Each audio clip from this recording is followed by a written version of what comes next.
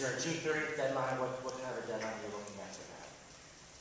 I think we have the legislature just, going to decide what they want to do here. You guys want to say anything about that?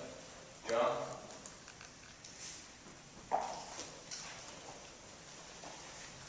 Well, yeah, the governor's budget is introduced, continues the policies that have been in place in the state of Ohio for over a year now as it relates to Medicaid.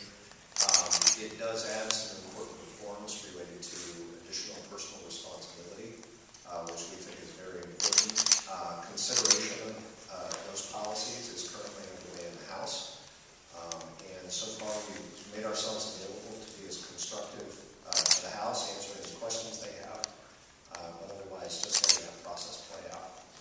Is there a point at which you have to have a decision from the legislature, a drop dead date at which you would go to the controlling board or somewhere else?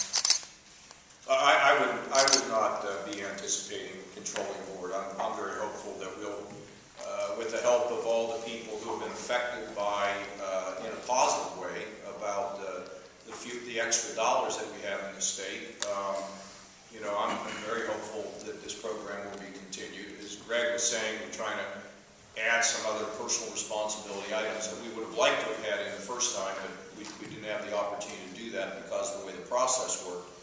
But one of the things that we are seeing a trend on right now is a reduction in emergency room visits. We are seeing that population that spends so much time in emergency rooms actually visiting emergency rooms equal to those folks who were never on Medicaid. So our whole goal was to give people comprehensive care and a doctor and knowledge about how to access that care without having to go to the emergency room when they were sicker and more difficult to deal with. And then Dr. Walsh was just commenting on some of the programs that are affecting people in the community that Medicaid now funds to help these women who are drug addicted, for example, to get off drugs, better treatment at the local level. So I think, there's a recognition that these dollars have made a difference. And while the children's hospitals did not directly benefit from this, they were very engaged and very involved in supporting this because, they're holistic. They have a holistic view of healthcare and medicine. So we'll see. It's up. It's going to.